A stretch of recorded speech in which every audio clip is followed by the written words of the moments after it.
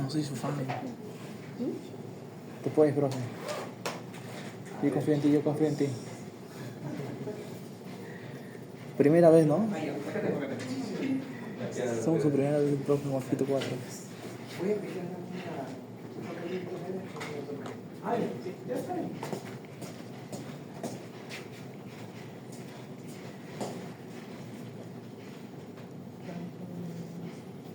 Neurocitoma falta ver, chicos. Sí, por favor. Y el meningioma también, si se puede.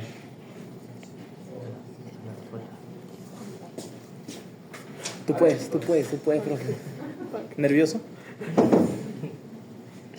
A ver, cuéntenme, ¿de qué trata la clase hoy? De fisio. Función lumbar, ¿qué? Función lumbar, ¿no? Porque por el fondo me estaban preguntando, profe, ¿qué es la clase del día de fisio?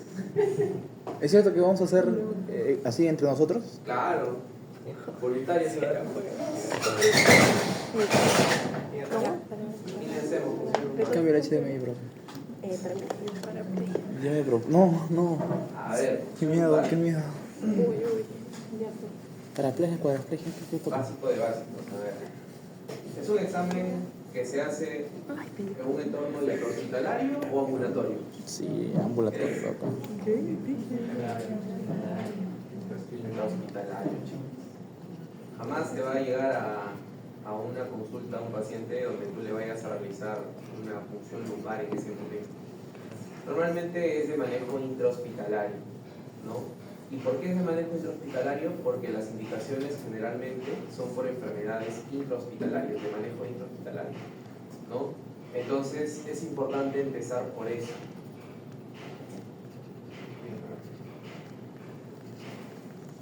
Ya bueno. A ver, la primera pregunta que les quiero hacer es: L1, L2. ¿cuáles son las indicaciones para una punción lumbar? ¿Por qué pedirías tú una punción lumbar a un paciente? Una infección. ¿Por cómo me dio el paciente? Supongo que eso se refiere. ¿Con energía? Para detectar si algo puede ser nervioso. ¿Pero qué te puede dar? ¿Dolor de cabeza? No, ¿qué puedo pedirle? ¿Por dolor de cabeza? ¿Fiebre? Náuseas, vómitos. Muy bien, esa es una meningitis. De hecho es la más frecuente, ¿no? Suele ser la causa infecciosa, el motivo más frecuente de pedir punción lumbar, ¿no? ¿Y para qué otra cosa podrías usar la punción lumbar, además de usarlo como método diagnóstico? ¿Qué más se puede? ¿Para qué? ¿Crees que la punción lumbar se podrá usar de repente para administrar algún medicamento? ¿También? Sí. Claro. ¿Alguien es mamá de las chicas? No. Yo. Le quiero ¿Alguien mucho. nació por cesárea o todos nacieron por parto natural? ¿Natural? Sí, son naturales. Sí pudimos nacer. Gracias a Dios. Sí, pudieron nacer.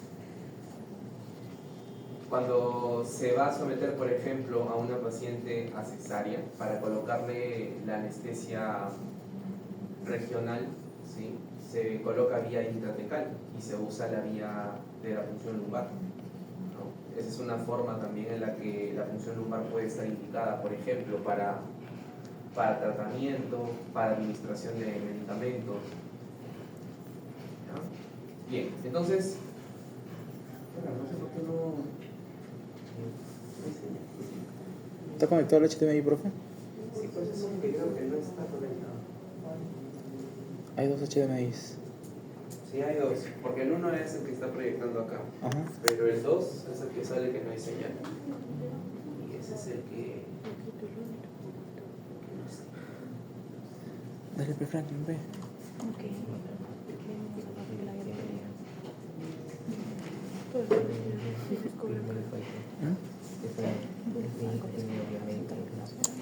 Es ingeniero. ¿Eso? Nos pasaron a ese salón. Ah, aquí está. ¿Lo encontramos, profe? Sí, creo que sí. Y explota, pa. Si explota. Si explota quiere decir que Necesitamos Eureka. Eureka.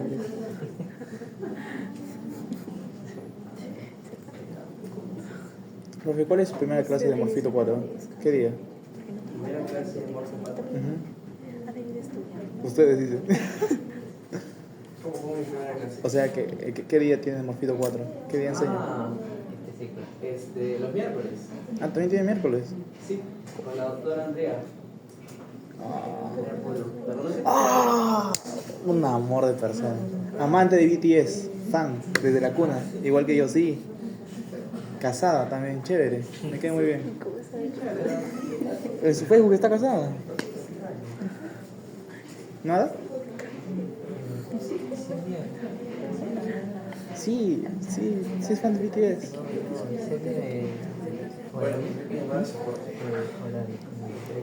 Yo no me acuerdo, es que creo que no estaban los nombres. Gracias a Dios que no me metí eso. Sí, puede, por favor.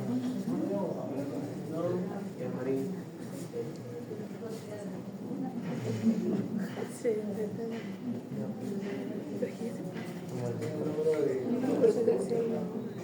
Payero Plantel. Sí, propio aplicando.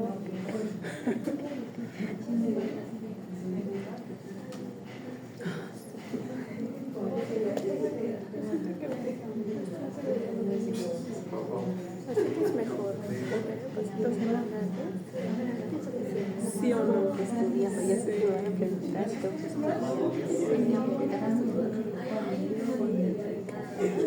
sea, sí estoy activa, pero no sabía que teníamos que ir a los PPTs de práctica. Lo dijo la semana pasada. No lo escuché.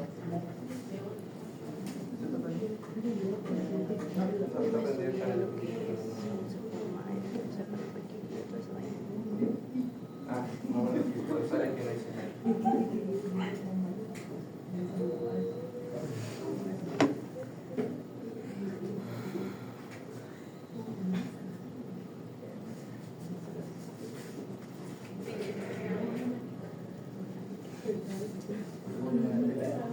Sí, Tú se tragas el medicio con uno, ¿no?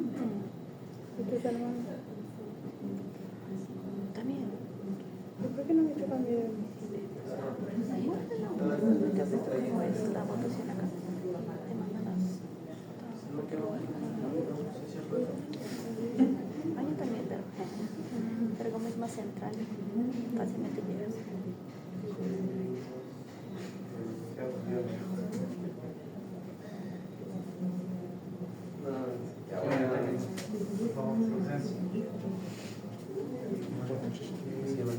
Creo que se va a llamar el técnico.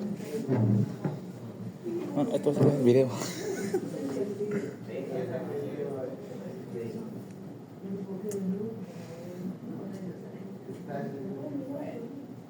¿Y si le quitas el HDMI 1? será la antigua. ¿Cuál? ¿Y si le quitas el HDMI 1 y lo pones en la Ah, computadora? lo pongo aquí. Pero el detalle está en que el HDMI no se conecta. Ese es. Yo ni con mi papá. Llega la. Me agarro un cristón que me hago yo. Mi papá no le puedo dormir así. Mi papá me despertó.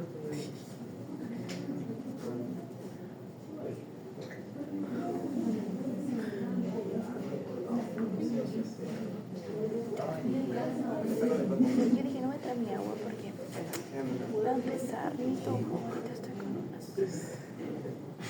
Me hice yo mañana, pues. Mucho calor.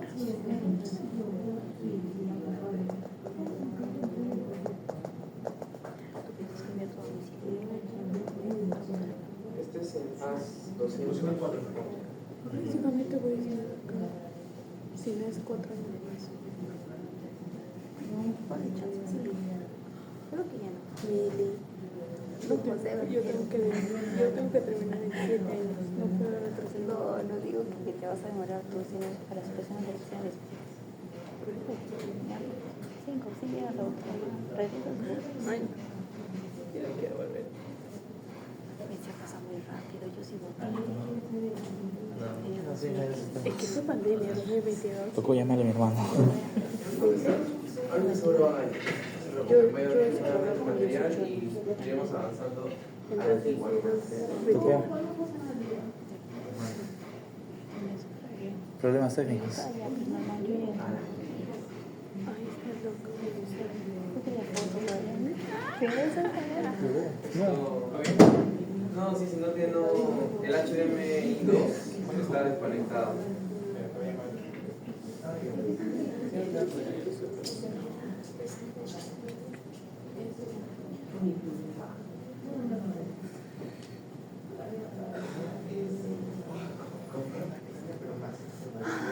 Qué calor, tengo Traer mis lentes y los perdí y ahora ya Ya no. lo está controlando desde no sé calor. dónde. Yo andaba así con el archivo. Me dijo, voy a Sí, repostear. no te Ya lo puse estamos más en la. A mí la persona que me acostumbraba. No era fácil de ponerme. Sí, pero por eso me olvido. Debe ser. Pero tienes que hacerte la medida exacta. Le he escrito la técnica, por si Después ya no acaso. te lo vas a quitar Sí, normal. a ver, me he dicho que pruebe con el HDMI 1. Por ejemplo, esto yo no tengo 7 años. Yo con el 7 yo cambiaba de elección cada año. Este no, este sí lo tengo 7 años. La motora. La luna sí, ya llevo 3 años con esto. Es que tengo que cambiar. Se llama el de vista. Pero el año pasado no lo usé. Algo mal. Pero el año pasado sí estaba. Pero el que estaba conectado pues era ese. Sí usé todo el año. Tienes que usarlo porque se va muy rápido. Y es que también hay épocas en que me dejan. Pero ¿cuál has comprado? ¿Con patitas? No, de lo que no A lo que vamos, a lo que la malogramos, muchachos. ¿Cómo la me ves, dolor y papá? rabia, Puro quinto superior aquí. Hace muchas tareas, ¿Cuándo no ves? ¿Ves? Mucha nota para el salón. Debes usarlo. Pero que le voy a decir, pero si ¿dónde está tu montura? Lo que me va a pegar. ¿Te va a pegar? Amigo. Qué miedo. Ya bueno, ya chicos, vamos avanzando, ¿sí? Para no perder tiempo. Ya está viniendo el técnico, así que se solucionará pronto. Bien, entonces, a ver, hay 4 objetivos que debemos dejar claros para poder realizar el día de hoy en la práctica, ¿sí? El primero va a ser identificar los planos anatómicos que van a atravesar cuando realicen una punción lumbar. En segundo lugar, van a tener que aprender a explicar cuál es la fisiología del líquido cefalorraquídeo, que ya más o menos de alguna forma lo han estado repasando, porque en histología también está integrado. Ahí ustedes observan, por ejemplo, las células que son encargadas de producir el líquido cefalorraquídeo, a través de qué vía, qué células son las que reabsorben el líquido cefalorraquídeo, ¿verdad? ¿No? Entonces ya tienen alguna noción de cuál es la fisiología. En tercer lugar, como ya lo hemos estado conversando, es reconocer las indicaciones, contraindicaciones y complicaciones de una extracción de líquido cefalorraquídeo. Y finalmente puedes entender la técnica correcta y su justificación anatómica, es decir, cuáles son los puntos de referencia para realizar una correcta toma de punción lumbar. Además de eso, también es necesario plantear como objetivo que ustedes aprendan. Buenas tardes. ¿Qué tal? Gracias. Buenas tardes. Ahí. Lo que pasa es que aquí los técnicos les van a explicar para que tengan conocimiento. Sacando esto y... ¿Por qué?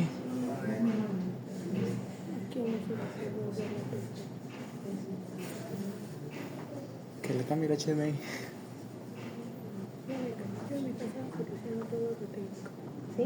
Celular, televisor, wifi. Que le cambie el Que HDMI. no sé, es que la luz. Yo en mi casa me paro el reloj eléctrico. Se caen focos y se caen los cables. Siempre rotos de sangre.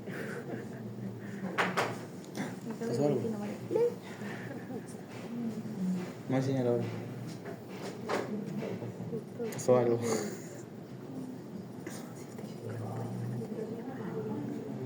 Al técnico supremo. Que le cambie eso, que le cambie eso. ¿Dónde está?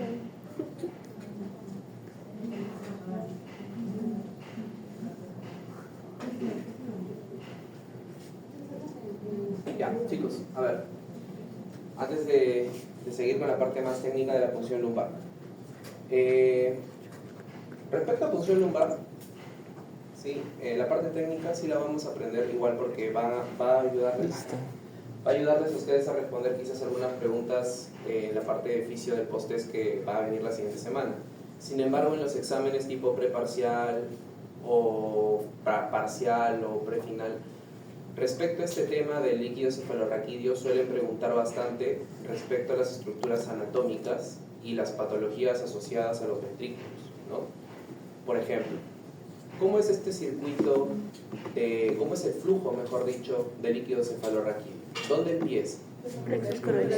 Ok, los ventrículos laterales, ¿verdad? Son dos ventrículos laterales. Muy bien. ¿Y el ventrículo o los ventrículos laterales están conectados con qué ventrículo? Tercer ventrículo, por el conducto de Con el Monro. tercer ventrículo, muy bien. ¿A través de qué cosa? Conducto de Monro. Conducto de Monro o agujero de Monro, ¿verdad? O también llamado interventricular, ¿verdad? Muy bien. Entonces, con esto estamos en ¿qué ventrículo? Tercer ventrículo. Tercer ventrículo, muy bien. ¿El tercer ventrículo pasa a dónde? Al cuarto, Al por cuarto el conducto de Silvio. Muy bien, a través del acueducto de Silvio, ¿no? Muy bien. Ahora, una vez que hemos conocido esta parte básica, que yo sé que todavía continúa, ¿no? Porque existen otras vías también por donde termina de drenar el líquido cefalorraquídeo hasta llegar al espacio subaracnoideo, ¿no? Pero antes de avanzar a eso, ustedes deben conocer, por ejemplo, cuáles son las estructuras que pudieran estar asociadas a la obstrucción del agujero de Monro, por ejemplo, ¿no? Es decir, ¿qué cosas o qué estructuras dentro del sistema nervioso, ¿no? Dentro del cerebro, rodean el agujero de Monro? Ahí es donde se empieza a complicar. Muchas gracias. Ahí es donde se empieza a complicar, ¿no? Esa es la parte que a ustedes les preguntan en los exámenes. Y por eso normalmente tiene esta parte no traumática de... Creo yo que no es porque no... Yo creo que no es porque no estudien, sino porque no saben de repente cómo hacerlo. Neurología, ¿no? A diferencia de los demás morfos, no es tanto como antes veíamos quizás, ¿no? La parte electroquímica, cómo era la parte del potencial de acción, ¿no? El funcionamiento de una u otra hormona, ¿no? Acá es más neuroanatomía, es decir, ¿quién gana la carrera de neuro? El que conoce más neuroanatomía, ¿sí? Entonces, desde ahora, para la parte de fisiología, ustedes lo van a enfocar de esa manera. Ustedes van a aprender neuroanatomía para clínica, ¿sí? No es fisiología. Entonces, por ejemplo, el agujero de Monro, chicos, ¿sí? Tiene una pared anterior, digamos, ¿no? Un lado, una pared posterior, una superior, una inferior y también laterales. Entonces, es importante que ustedes conozcan cuáles son las estructuras que están delimitando el agujero de Monro, ¿ya? Por ejemplo, anteriormente, ¿qué delimita el agujero de Monro? ¿Qué delimita el agujero de Monro anteriormente? La comisura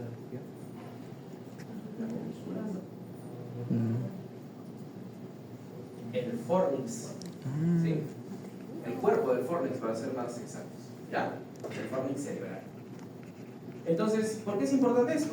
Porque imagínate que te ven en tu examen un caso clínico donde te colocan paciente que presenta, ¿no? Hidrocefalia de tipo no comunicante, y en la resonancia magnética se aprecia un tumor localizado en la porción anterior o el cuerpo del fornix cerebral. Y te preguntan, ¿no? ¿Cuál es la estructura que podría estar comprometida? ¿Qué responderías? Agujero de Monro. Agujero de Monro. ¿Te das cuenta? Si te dan alguna otra pista va a ser un poco más sencillo, porque te pueden decir, ¿no? Se aprecia dilatación de ambos ventrículos, ¿no? Ah, sí. Pero eso ya sería un regalito, ¿no? 2 puntitos. Pero esto, por ejemplo, que acabamos de ver, ¿no? Cuando tú hablas de una hidrocefalia que es producida por una obstrucción del flujo de líquido cefalorraquídeo, ¿ya? Esa hidrocefalia, y tomen nota, chicos, esa hidrocefalia se denomina hidrocefalia no comunicante, ¿sí? Ya lo saben, pero es no comunicante, ¿ya? Y es importante colocar que es no comunicante porque también existe la hidrocefalia Comunicante. ¿correcto? Que es distinto. Entonces no vale con solo poner hidrocefalia, ¿ya? Tienes que asegurarte de responder si es una no comunicante o si se trata de una hidrocefalia comunicante. Se dice no comunicante porque deja sin comunicación a los ventrículos, ¿sí? Así de sencillo. Y es generalmente producto de una obstrucción. Las obstrucciones pueden ser por tumores, ¿sí? Puede ser de repente por presencia de coágulos, cuando se producen hemorragias intraventriculares, ¿no? Puede ser de repente por, vamos a llamarle cicatrices, ¿no? Fibrosis, que puede producirse como una secuela post-meningitis, ¿sí? Entonces hay múltiples causas que podrían generarte hidrocefalia no comunicante. Todas ellas son obstructivas. Mientras que las comunicantes principalmente radican en que el problema va a estar en la reabsorción del líquido cefalorraquídeo. Es decir, realmente si tú estudias todo el circuito no hay ningún problema. El problema es que por alguna razón, y por cierto, ¿qué estructura es la que reabsorbe el líquido cefalorraquídeo? Vellosidades aracnoideas. Las vellosidades aracnoideas. ¿Sí? Muy bien. Entonces, esa es la manera, chicos, en la que ustedes deben enfocar al menos sus prácticas de fisio, ¿ya? No venir solamente con la parte técnica de lo que vamos a realizar, porque si no sería muy fácil, ¿sí? Y lamentablemente, pues, no, en la medicina creo que no es muy bien visto lo fácil. Entonces debemos aprender lo complicado, para no tener miedo después de enfrentar un examen, ¿ya? Muy bien. Continuemos ahora sí. Varón de 19 años previamente sano, hace 24 horas inicia con fiebre de 39.5, cefalea intensa holocraniana, progresiva y vómitos, asociado a fotofobia. En las últimas 6 horas se agrega somnolencia, dificultad para responder a las preguntas y episodios de rigidez corporal. Vacunación incompleta, ¿no? Ah, sí, este es. Muy bien. Temperatura, tiene fiebre, ¿no? Y hay instantes constantes vitales que tú ya solito los vas a interpretar, no necesito decirlo. Neurológico. Eso sí, somnoliento, responde a estímulos verbales, rigidez de nuca positivo, signo de Kernig positivo. ¿Alguien está llevando semio ya o todavía no llevan semio? No, tengo que pasar morfo, pucha, no. Abusivo, ¿no? Yo creo que ya está preparado. A ver, Usted. ¿alguien ha leído algo sobre el signo de Kernig? Cuando levantas pierna Ya. hay mayor presión, siente el dolor. Ok. No quieres flexión. Más que mayor presión, es un signo de irritación meningia, ¿ya? ¿Y en qué consiste? En que elevas un miembro inferior de tu paciente, lo flexionas, ¿correcto? Y cuando intentas extenderlo, el paciente va a sentir un dolor intenso a nivel lumbar y detrás del muslo, detrás de las piernas, ¿ya? ¿Por qué? Porque es un dolor producto de la inflamación meningia, ¿ya? Y el signo de Brudzinski, ¿de qué trata? Sí, me Brudzinski, sí. Signo de Brudzinski, ¿no? Es parecido, básicamente busca lo mismo, ¿no? Pero basta simplemente elevar la cabeza de tu paciente, pegando el mentón hacia el pecho, y tú vas a observar las rodillas de tu paciente. Si tu paciente flexiona las rodillas y se queja de dolor, eso significa un signo de Brudzinski positivo, ¿sí? Y también indica irritación meningia, ¿ya? Entonces, mira, tu paciente tiene todos los síntomas de una meningitis. Muy bien. ¿Qué causas podrían ocasionar o generar una meningitis? Bacteriano, ¿no? Viral también. Bacteriana, puede ser viral. ¿Qué más? Puede ser tuberculosa. También, tuberculosis, meningitis, tuberculosis. ¿Por qué es importante el líquido cefalorraquídeo, chicos? ¿Su importancia fisiológica cuál es? Soporte. Muy bien, soporte mecánico. ¿Qué más? Bueno, tiene que ver con soporte mecánico, ¿no? Sí, ¿No era nutrición amortiguador también? ¿cierto? ¿Nutrición? Nutrición, muy bien. ¿Qué más? Lubricación. Claro, tiene que ver con soporte mecánico. ¿Lúbrica? Bueno, si se nutre el cerebro también tiene que eliminar desechos. Ah, también. Eliminación de Bien, desechos. muy bien. ¿Ya? Entonces todas esas son las importancias del líquido cefalorraquídeo. Ok. Entonces, cuando nosotros tenemos la sospecha, el acceso más simple que podríamos tener para evaluar una infección del sistema nervioso central viene a ser el líquido cefalorraquídeo. Porque lo que sigue ya es algo muy invasivo, como por ejemplo ya procedimientos intracraneales, donde tengas que meter a tu paciente en una sala de operación. Una biopsia. Entonces, un líquido cefalorraquídeo bien interpretado y bien tomado nos puede dar mucha información, ¿ya? Y ahora, ¿qué riesgos tiene el obtener líquido cefalorraquídeo? Paraplegia. ¿Qué crees tú que podría salir mal si intentaras obtener líquido cefalorraquídeo? ¿Daño a la médula? Muy bien, daño de la médula. Una paraplegia que te puede dar. Sí. ¿Qué más? ¿Qué otro riesgo crees que podría tener sacar líquido cefalorraquídeo? Puedes dañar la médula. ¿Qué más?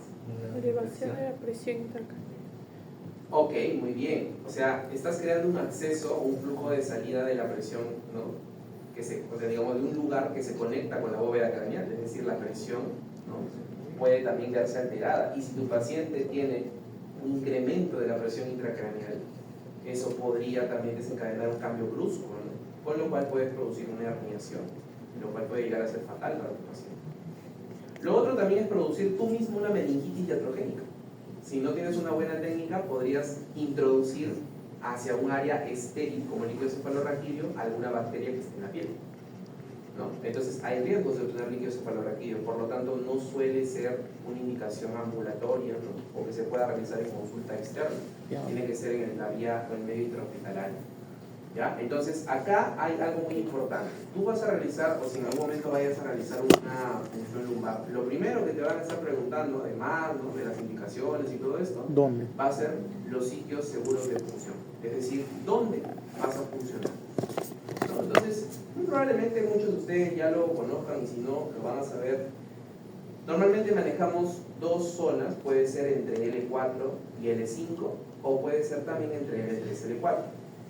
Ambas son zonas seguras de función, ¿ya? ¿Y por qué usamos estas referencias? Porque como están observando, en el adulto la médula espinal termina entre L1 y L2 y en el niño entre L2 y L3, ¿no? Por lo tanto, L4 y L5 suele ser la opción más segura, ¿no?, tanto en adultos como en niños, ¿ya?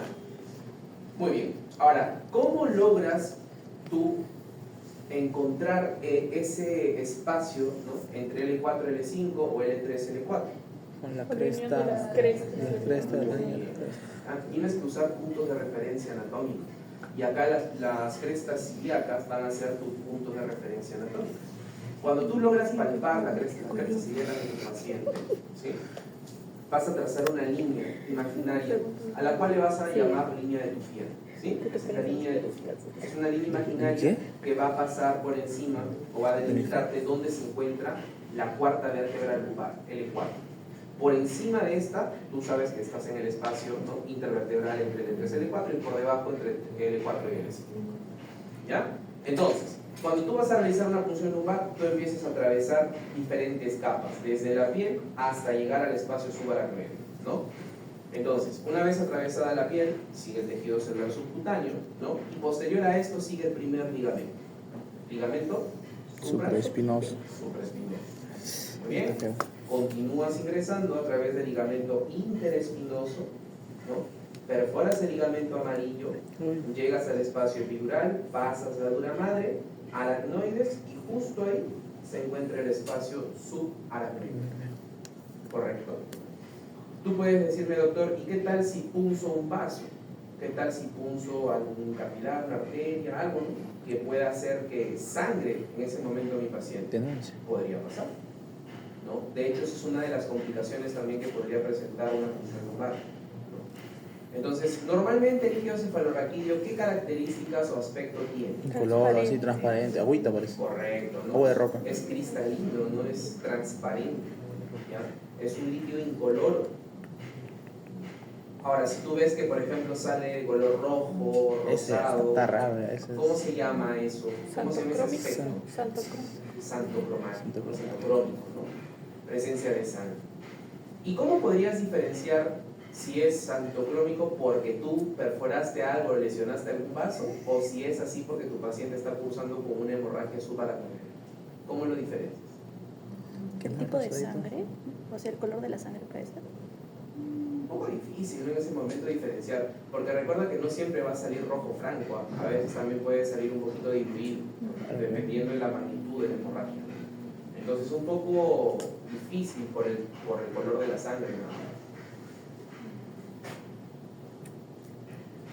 Se suele hacer algo que se llama, bueno, yo le llamo una prueba desescalonada, es decir, 4 o 5 tubitos, vas recolectando muestras uno por uno, y si es una hemorragia subaracnoidea, los 4 o 5 tubitos van a salir del mismo color, rojo, rojo. En cambio, si es porque tú perforaste algo, el primero saldrá rojo, el segundo saldrá más diluido, el tercero más diluido, el cuarto más diluido, ¿no? O sea, se va diluyendo, ¿ya? Esa es una manera, y de hecho suele ser pregunta también a veces de algunos exámenes, ¿ya? Muy bien. Ok, entonces, ¿qué materiales puedes necesitar para una punción lumbar? ¿No? Entre otros, como gasas estériles, guantes estériles, antisépticos, la aguja espinal. Vas a necesitar también probablemente un anestésico, ¿no? Como la lidocaína, multivacaína, para evitar el dolor. O sea, un hipnótico. Recuerda que vas a pasar por el espacio subaracnoideo, por tejido celular subcutáneo, ¿no? Le va a doler a tu paciente. Entonces, mejor es realizar una correcta anestesia de esa zona, ¿no? Muy bien. Entonces, ahí están las posiciones en las que tú vas a colocar a tu paciente para poder medir o poder tomar una punción lumbar. La más frecuente suele ser la que están observando en pantalla, de cúbito lateral, ¿sí? De cúbito lateral, en posición fetal podrías decir, porque las piernas deben estar totalmente flexionadas, pegadas hacia el pecho, ¿sí? Y la cabeza hacia abajo, ¿no? Pegada el mentón hacia el cuello. pecho, sí, el mentón hacia el pecho.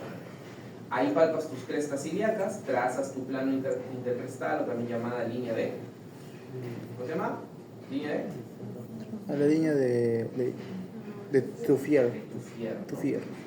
Entonces, ya encontraste tu punto de referencia anatómico, ¿no? Entonces, palpas, entonces en el E4, por debajo está el espacio entre el E4 y el E5. Listo, ya sé dónde voy a pulsar. ¿Y si lo pongo un poquito más abajo? Por acá. Más arriba. ¿Corres más arriba?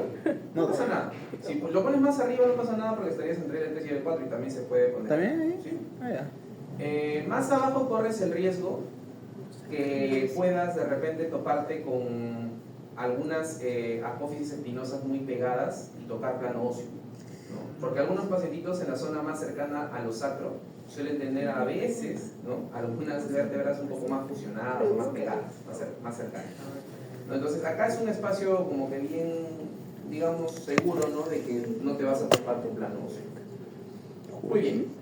Entonces procedes a hacer, pues, ¿no? Tu respectiva limpieza, ¿no? Con tu solución yodada, puede ser de repente, clorexidina, colocas tu anestesia, infiltras, ¿no? Y procedes a ingresar con esta aguja de punción lumbar o también llamada troca, ¿no? Troca también le llaman a veces. Luego vas a tener estos tubos de ensayo que sirven para recolectar la muestra, ¿no? ¿Cómo me doy cuenta, doctor, que estoy ya en el espacio subaracnoideo? Porque tú vas a notar un goteo, ¿sí? Notas un goteo. Doctor, ¿y qué pasa si entro y no noto goteo? Reacomoda, claro. Ya, reacomoda. Doctor, ¿y qué pasa si estoy entrando? Lo mueves mucho. Tomo plano óseo. Lo acomodas, ¿sabes? Reacomoda. ¡Hala! Así es. Finges que no pasa nada. Así que... ¿Qué? Reacomodo. Tu primer paciente te va a recordar todas las cosas. Le recogía. Todas las cosas te va a recordar tu Muy bien. Entonces, indicaciones pueden ser diagnósticas, ¿no? Enfermedades infecciosas bacterianas, virales, hemolíticas, enfermedades inflamatorias como la esclerosis múltiple y Guillain-Barré, ¿no? He visto por ahí en su semana 1 que han desarrollado un caso clínico de esclerosis múltiple, ¿no? ¿Qué prueba pides en líquido cefalorraquídeo para poder apoyar tu diagnóstico de esclerosis múltiple? ¿Será la vez? Ya, ¿qué buscas? ¿Qué puedes encontrar en el líquido cefalorraquídeo? ¿Anticuerpos? Ya, ¿qué anticuerpos? IgG, muy bien. Ah, sí.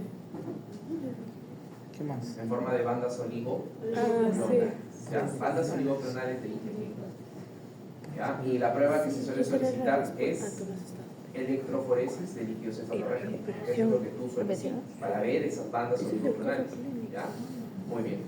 Eso apoya tu diagnóstico de esclerosis múltiple. Enfermedades metabólicas, procesos oncológicos, ¿no?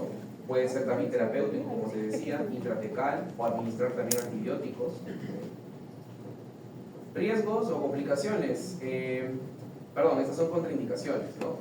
La primera y la más frecuente, que también suele ser pregunta de examen, es sospecha de amenaza de herniación cerebral. Entonces, ¿cómo tú te puedes dar cuenta que tu paciente está en alto riesgo de herniación cerebral?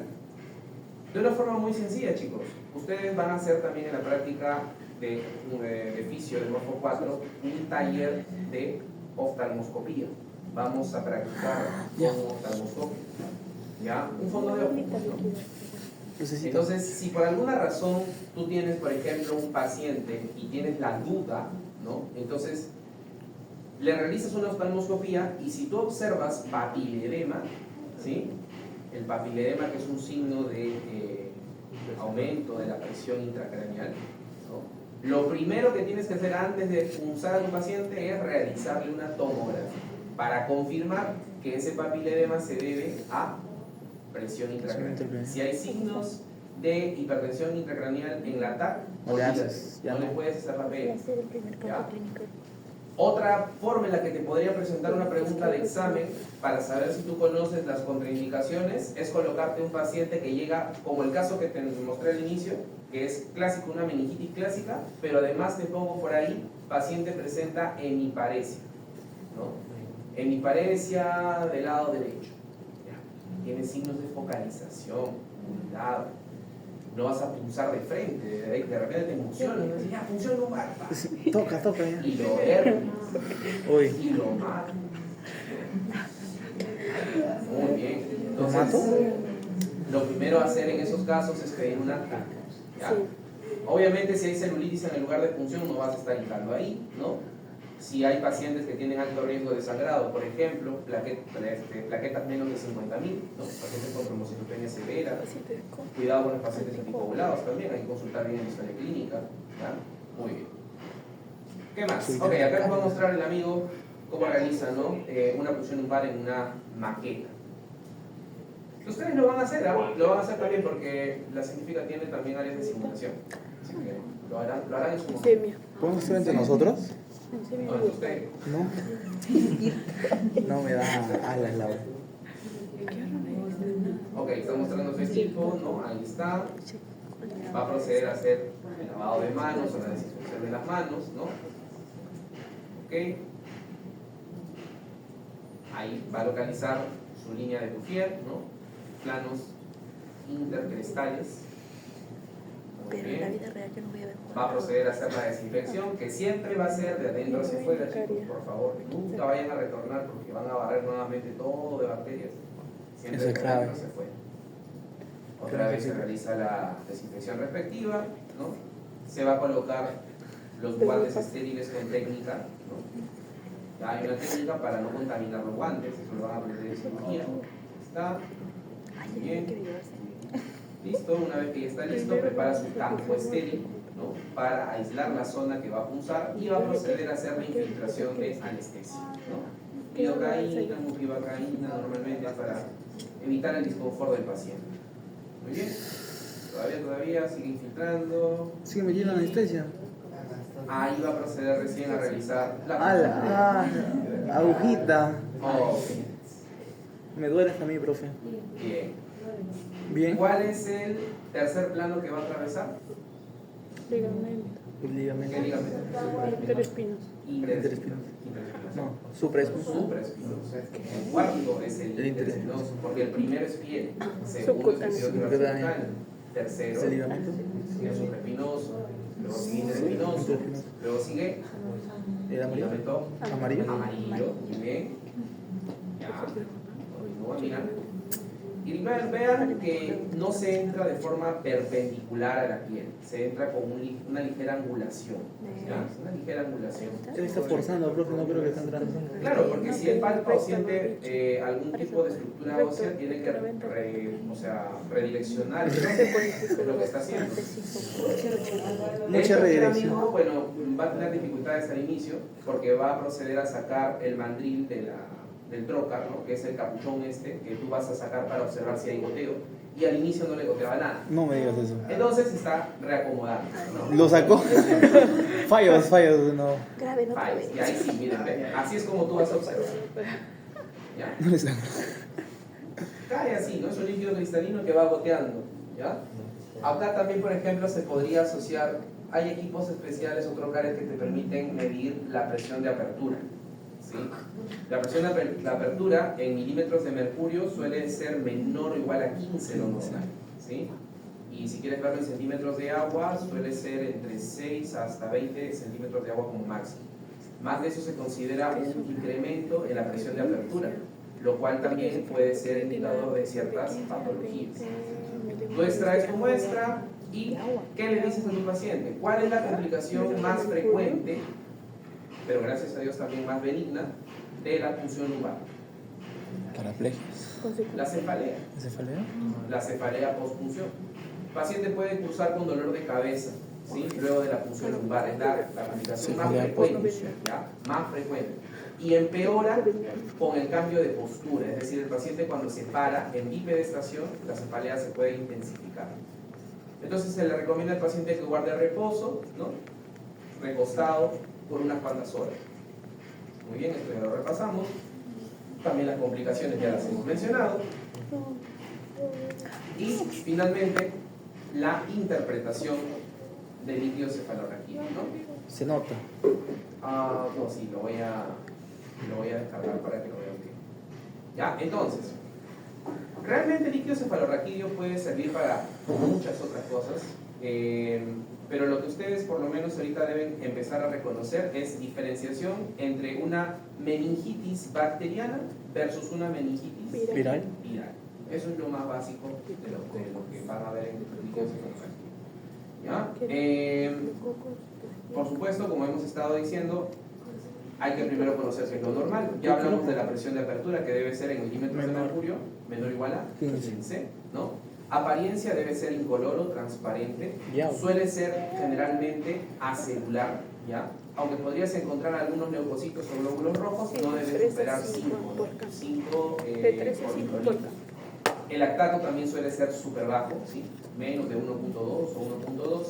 Proteínas entre 15 y 45 y glucosa entre 40 y 75. ¿Ya? Ahora, doctor, ¿y cómo yo podría diferenciar entonces entre una meningitis bacteriana y una meningitis viral? Ahí está. Fácil, porque la meningitis bacteriana suele dar un líquido más turbio, ¿no? O incluso en algunas situaciones hasta purulento, ¿no? En cambio, la meningitis viral continúa con el líquido claro. Eso en el caso clínico. ¿Ya? En segundo lugar, el recuento celular. ¿Sí? Va a haber un recuento celular elevado en la meningitis bacteriana a predominio de ¿qué cosa? Granulocitos. Granulocitos. ¿Sí? Y te sale 70-80% polimorfonucleares. Ya. Neutrófilos, ya, eso es muy sugerente de meningitis bacteriana, ¿no? En cambio, la meningitis viral puede cursar con un recuento celular variable, ¿no? Más de lo normal, no tanto quizás como la bacteriana, pero aquí el predominio claramente va a ser de Los linfocitos. ¿Sí? Linfocitos para viral, CD. granulocitos o polimorfonucleares para CD. bacteriana. Ya hablamos de la presión de apertura, que la meningitis bacteriana y viral CD. ambas pueden tener presión de apertura alta, ¿sí? El lactato, ¿no? Principalmente se va a asociar a meningitis bacteriana, ¿sí? Meningitis viral puede ser variable, pero en la bacteriana suele ser lo más frecuente. Y la otra diferencia vendría a ser la glucosa. Sí, bajísimo. La glucosa es baja en las meningitis bacterianas, ¿ya? En cambio, la meningitis viral suele ser normal, no hay mucha afectación de esto. Y ya luego pedirás de repente tu tinción Gram y cultivo, ¿no? Entonces, imagínate que te sale la tinción Gram, que es de hecho lo más rápido, y te reportan que hay diplococos Gram positivos. Ya, pero clásico, un neumococo. ¿Qué sospechas? Meningitis bacteriana. ¿Cuál? Para la gente biológico. Neumococo. Probablemente, si te dicen que es diplococo Gram positivo. Neumococo. Neumococo, ¿no? Y si te dijeran cocos Gram negativos, oxidasa y catalasa positivos, Diplococo. meningococo. Ah, Muy bien, chicos. Estas cositas son fijas, tienen que irlo sabiendo ustedes. ¿Ya? Muy bien. Doctor, ¿para qué otras cosas? Ya lo vimos, ¿no? Esclerosis, Guillain-Barré, hemorragia, tumores, mira, para múltiples cosas nos puede servir la función lumbar, pero su interpretación ya más concierne a la parte de especialidad, ¿no? La meningitis suele ser algo que sí nosotros lo manejamos, ¿no? Medicina lo suele manejar. ¿Ya? Muy bien. ¿Listo? Entonces, como dijimos, la fisiología del líquido cefalorraquídeo, ¿no? El circuito, nuevamente, ventrículos laterales, tercer ventrículo a cuarto ventrículo a través de el acueducto mesencefálico, también llamado acueducto de Silvio, ¿no? Espacio subaracnoideo, ¿no? Pasa a través de ¿qué cosa? Foramen de Magnelli, ¿no? Foramen medio. Mediales y de Luschka. De hecho, el cuarto, ¿no? claro. Muy bien. Luego sigue por el foramen magno, Uy, ese el clase. subaracnoideo hacia el cisterna lumbar, ¿no? Y la incisura del tentorio, el subaracnoideo a los Cisterna pies, magna es el mismo, ¿no? La tasa de producción de líquido cefalorraquídeo suele ser de alrededor de 500 mililitros Sí. por día, ¿no? Pero normalmente nosotros tenemos en un momento determinado 150. 100, 150 más o menos, ¿no? Es decir, todos los días estamos recambiando aproximadamente 3, 4 veces el líquido cefalorraquídeo, ¿ya? Muy bien. Listo. Y pues, como les mencionaba, ¿no? Dios mío. La hidrocefalia suele ser la patología asociada a Está grave, hijo. los ventrículos, ¿no? Suele ser, ya sea porque es una hidrocefalia no comunicante o una hidrocefalia Comunicante. Muy bien. La acumulación de líquido cefalorraquídeo en los ventrículos o espacios subaracnoides.